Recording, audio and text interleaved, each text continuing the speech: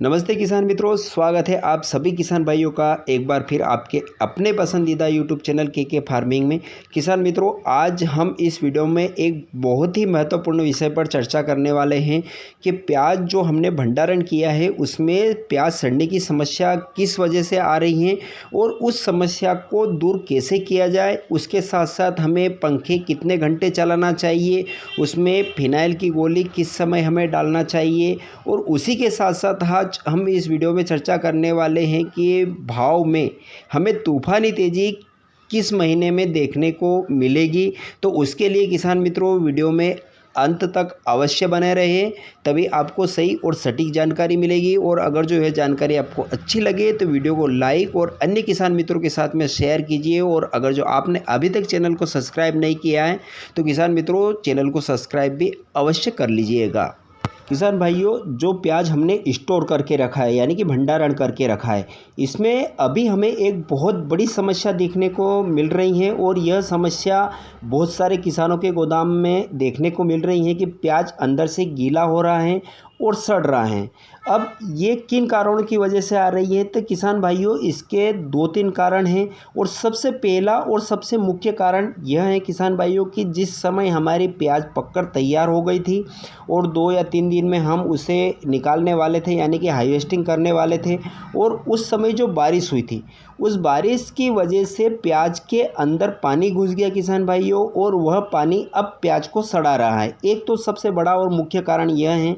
और दूसरा कारण यह है किसान भाइयों कि जिस समय हमने नर्सरी लगाई थी और नर्सरी बहुत सारे किसान भाइयों की नर्सरी ख़त्म हो गई थी, और उसके बाद हमने खेत में उसका प्लांटेशन किया यानी कि चुपाई की, और चुपाई करने के बाद भी बहुत सारे किसानों के यहाँ प्याज के गोड़ ख़त्म होने की समस्या हमें देखने को मिल रही थी। और फिर क्या है कि बहुत दूरी पे प्याज रह गए थे और उसके कारण प्याज की जो मोटाई है वो बहुत ज़्यादा हो गई। तो एक यह भी कारण हो सकता है किसान भाइयों। और तीसरा कारण यह है कि इस बार जो हमें टेम्परेचर यानी कि गर्मी देखने को मिली वो बहुत ज़्यादा गर्मी गिरी थी, और कहीं कहीं तो 45-46 तक टेम्परेचर पहुंच चुका था। और जिन किसान भाइयों ने चद्दर वाले शेड में प्याज का भंडारण किया या सिंगल मंजिल जो आरसीसी कंक्रीट वाले छत थे उनमें प्याज का भंडारण किया, और उसमें टेम्परेचर ज़्यादा बनने के कारण भी कहीं ना कहीं प्याज सड़ने की समस्या दिख रही है। तो या तो उस समय किसान भाइयों ने गलती से फ़ैन चालू कर दिए, यानी कि जो दिन का जो टेम्परेचर होता है उस समय अगर जो हम फ़ैन को चालू करेंगे या पंखे चालू करेंगे तो गर्म हवा अगर जो प्याज के अंदर जाती हैं तो उससे भी कहीं ना कहीं प्याज सड़ने की समस्या आती है। तो एक यह टेम्परेचर ज़्यादा होना भी प्याज कहीं ना कहीं डैमेज कर रहा है किसान भाइयों। तो अब इस प्याज सड़ने की समस्या को ठीक कैसे किया जाए किसान भाइयों। जो प्याज सड़ चुका है उसको तो हम ठीक नहीं कर सकते, लेकिन जो बाकी हमारा प्याज बचा है वह सड़े नहीं, उसके लिए हमें 2 बातों का विशेष करके ध्यान रखना है। एक तो हमें जो पंखे जो हमने एग्जॉस्ट फैन लगा रखे हैं उसका जो चलाने का समय है वह सही तरीके से सेट करना है, यानी कि हमें नाइट में चलाना है जब ठंडी हवा चलने लग जाए, यानी कि 7 बजे बाद ही हमें पंखे चालू करना है। तो सुबह आप 10 बजे तक चलाइए उसको कंटिन्यू। उसके बाद हमें आपने या तो चद्दर सेट लगा रखा है तो ऊपर हमें जो पंखे हैं 2 पंखे वह लगाना है, जो हमें छत पंखे हम घर में लगाते हैं वो लगाना है, ताकि टेम्परेचर बना रहे और जो गर्म हवा आती है वह बाहर हो सके।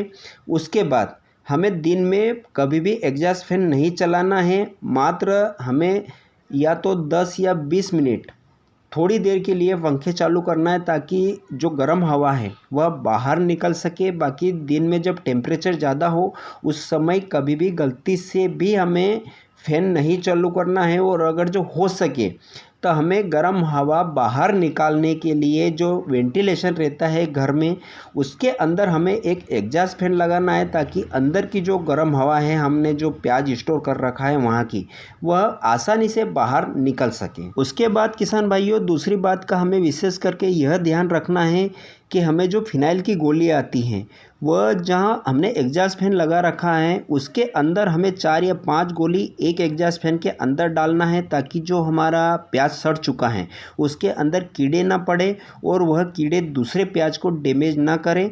उसके लिए 4-4 या 6-6 दिन के अंदर 4-4 गोली हर एग्जॉस्ट फैन के अंदर डालना है और 2-2 4-4 गोली हमें प्याज के अंदर भी डालना है, ताकि उसके अंदर दूसरे कीटाणु ना पनप सके, कीड़े ना पनप सके और जो गैस बने उस गैस के कारण जितने भी कीटाणु हो वह ख़त्म हो जाए और जो प्याज सड़ चुका है वह आसानी से सूख जाए। इस बात का विशेष करके ध्यान रखना किसान भाइयों। किसान मित्रों, अब बात करते हैं कि प्याज के बाज़ार भाव में हमें अच्छी तेज़ी कब देखने को मिलने वाली है। तो किसान भाइयों, अभी बांग्लादेश और श्रीलंका की अच्छी मांग बनी हुई है और उसका असर अभी दिखने लगा है, यानी कि 1 जून से ही प्याज भाव में बढ़ोतरी हमें देखने को मिल रही है और 3 जून को यानी कि आज इंदौर मंडी में हाईएस्ट भाव 22 रुपये प्रति किलो के हिसाब से प्याज बिक चुका है। तो यह तेज़ी का दौर आगे भी जारी रहेगा, लेकिन किसान भाइयों 50 रुपये के 60 रुपये या 70 रुपये प्याज के भाव कभी भी नहीं होने वाले हैं।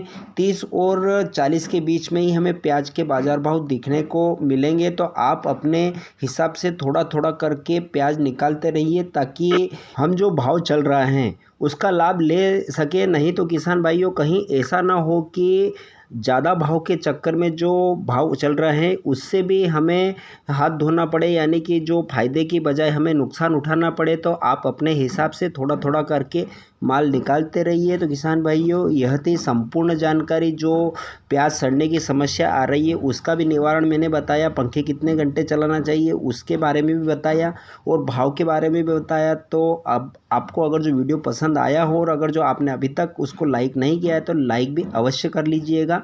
फिर मिलेंगे एक नए वीडियो में नए विषय के साथ में। जय जवान जय किसान, स्वस्थ रहिए, मस्त रहिए, अपना ख्याल रखिए।